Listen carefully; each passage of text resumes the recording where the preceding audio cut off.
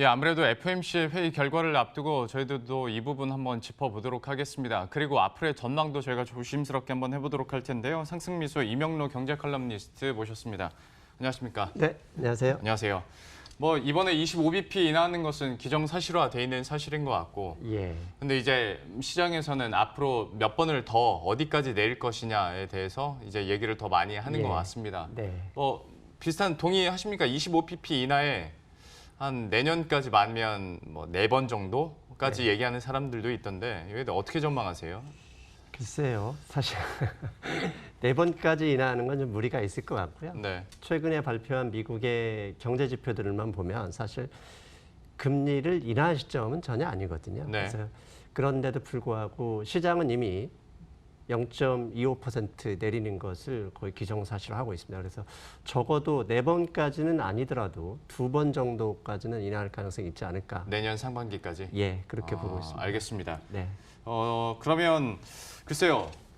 약간 미국의 금리 인하하고 우리나라의 금리 인하하고 성격이나 결이 많이 다른 것이 우리들은 진짜 경제가 안 좋아서 인하하는 경우지 않습니까? 근데 미국 같은 경우에는 지금 인슈어런스 컷으로 다 얘기를 한단 말이죠. 네.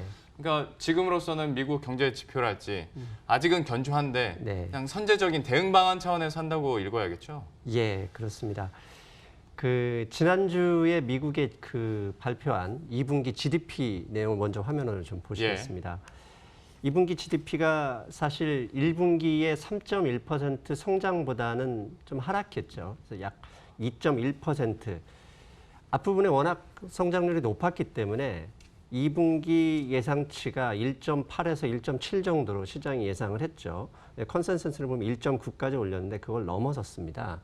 그러면 성장률이 1분기보다 떨어졌기 때문에 금리 인하가 되는 거 아니냐라고 말씀하시는 분도 있을 텐데 그 안에 이제 GDP 내용을 보면 좀 달라지는 것들이 있는데요. 미국 GDP의 68%를 차지하는 게 소비입니다. 네.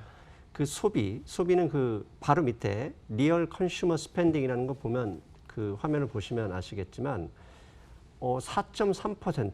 근데 전분기에는 0.9%였어요. 그러니까 상당히 경제가 불이 붙어 있는 상황이고요. 그다음에 GDP 프라이스 인덱스 그러니까 중앙은행 연준에서 신경 쓰는 게 인플레이션 수치인데 이게 2.0이 항상 목표로 하는데 지금 2분기에는 2.4%예요. 그러니까 이 수치만 봐서는 지금 미국 경제는 금리를 인하할 상황이 아닙니다. 어떻게 보면 금리를 인상해도 할 말이 없는 상황이고요. 그래서 이 안을 좀 더 1, 2분기 좀 비교해서 보면 지금 왼쪽 화면에 있는 게 1분기 GDP의 특성 중에 재고자산입니다.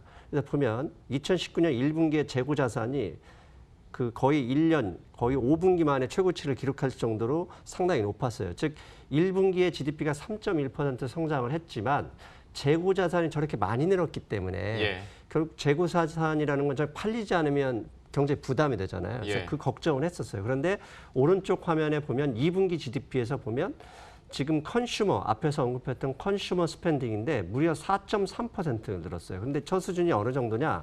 2013년, 즉 금융위기 끝나고 4년 정도 지났을 때 미국이 금리를 0%로 내리고 양적 완화를 집중적으로 실시하면서 경제가 평창하던 시기거든요.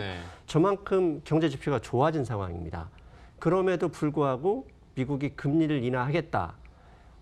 원래 신용화폐 기반의 자본주의 경제에서는 경제가 안 좋아지기 때문에 금리를 내리는 거거든요. 그래서 최근에 한국 경제 같은 경우 기준금리 1.75%에서 1.5%로 0.25% 인하했는데요. 저는 그걸 어떻게 해석하냐면 무슨 일을 해도 1.75% 수익 내기가 쉽지가 않다. 근데 0.25를 더 내렸다는 얘기는 경제가 더 안 좋아져서 1.5% 정도도 내기 힘들다. 이렇게 해석할 수 있거든요.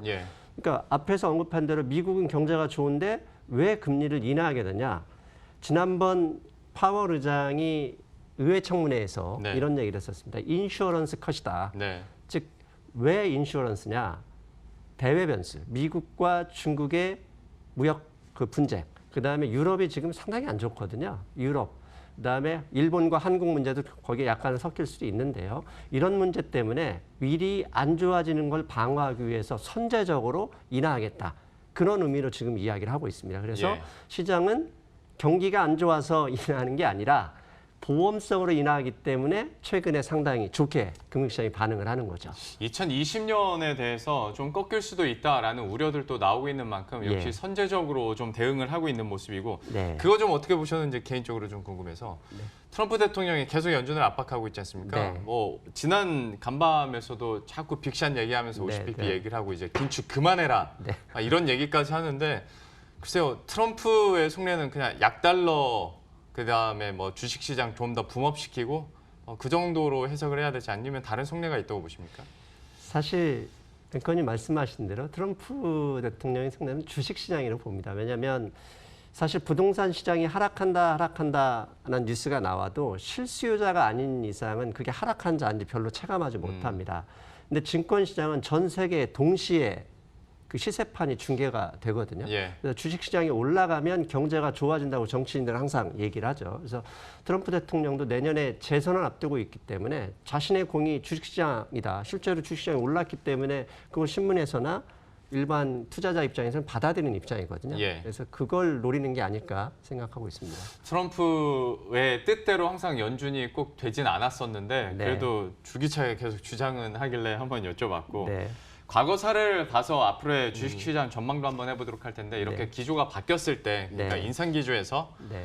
인하 기조로 바뀌었을 때 좀 시장이 보통 어떻게 반응하던가요?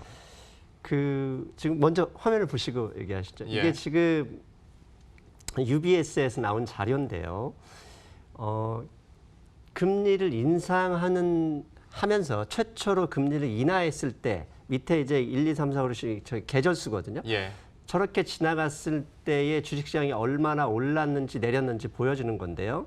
아래쪽에 보면 주식시장이 많이 하락한 건 2008년, 2001년 두 번입니다. 예. 근데 저 때는 뭐냐면 이미 위기가 시작된 이후에 금리를 내렸기 때문에 예. 계속 그러니까 주식시장이 하락했고요. 선제적으로 먼저 내려서 경기가 좋은데 선제적으로 먼저 내렸던 시기에는 95년, 91년 저렇게 상당히 많이 내렸습니다. 그럼에도 불구하고 저걸 전체적으로 평균을 보면 이게 JP모건에서 나온 차트인데요. 즉 전체적인 미국의 금리 인하 평균을 보니까 금리를 인하하기 직전에 많이 올랐고 금리를 인하한 0은 이제 금리를 인하한 시점이거든요. 예. 전체적으로 평균을 보면 주식시장이 하락했었습니다. 사실 이번에도 최근에 인슈어런스 컷이다 이런 것 때문에 많이 상승하고 있잖아요. 그래서 소문에 사고 뉴스에 팔라 이런 격언처럼 금리를 막상 인하하면 주식시장이 하락할 수 있다는 점도 사실 이제 좀 뭐라고 하죠? 대비를 해야 될 필요도 있습니다.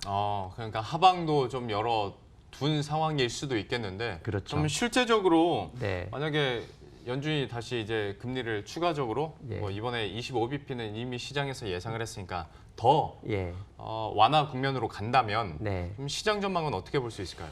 지금 이게 과거와는 좀 앞에는 이제 과거 데이터고 예. 과거하고 동일하게 갈 수는 없는데 그 중에 차이점 중에 하나가 미국의 10년 만기 국채 금리와 배당 수익률을 비교해 보는 차트를 보시면 예. 이게 조금 과거에는 다를 수 있다라고 생각할 수 있습니다. 지금 보시는 화면에서 붉은색은 미국의 10년 만기 채권 금리고요.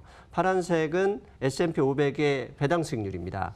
근데 지금 2019년 현재 10년 만기 미국의 국제 수익률은 2.07 정도 됩니다. 현재. 그런데 배당 수익률도 지금 2%입니다.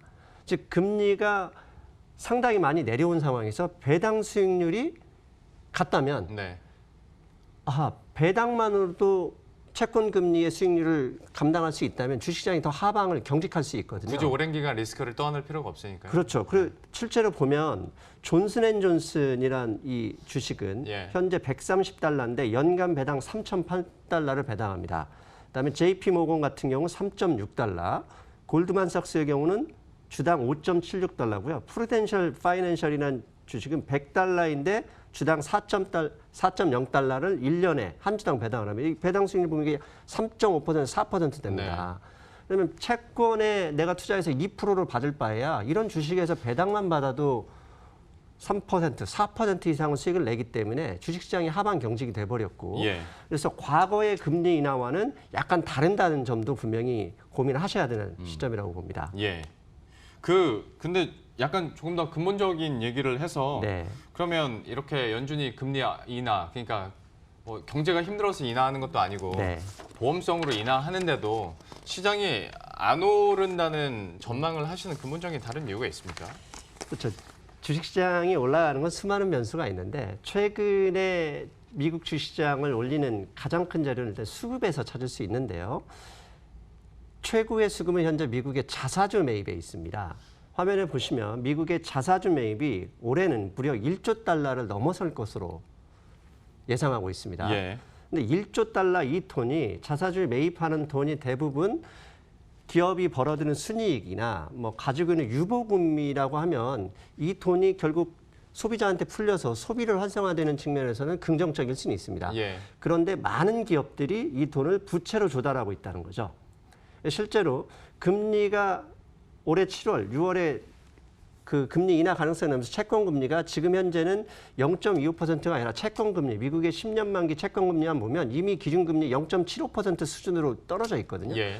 그러니까 미국의 이런 자사주 펀드를 레버리지 론 등으로 조달해서 자사주를 매입하는 회사들이 있거든요. 예. 그런 회사들의 부채가 화면에 보시는 것처럼 급격하게 늘고 있습니다. 네. 그러면 이 부채라는 게 영원히 밀릴 수는 없잖아요. 네. 결국은 갚아야 되고 이 갚아야 되는 것들은 결국은 기업은 매출이나 순이익이 늘어서 갚아야 정상적인 회사가 되거든요. 예.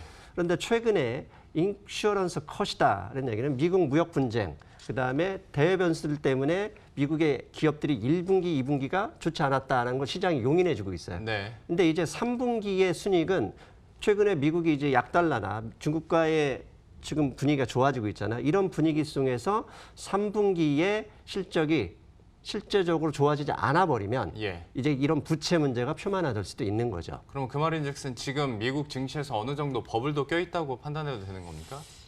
사실 버블이 껴있는지는 버블이라는 건 원래 시간이 지나봐야 알기 예. 때문에 지금 상황에서는 말씀드리긴 그렇고요.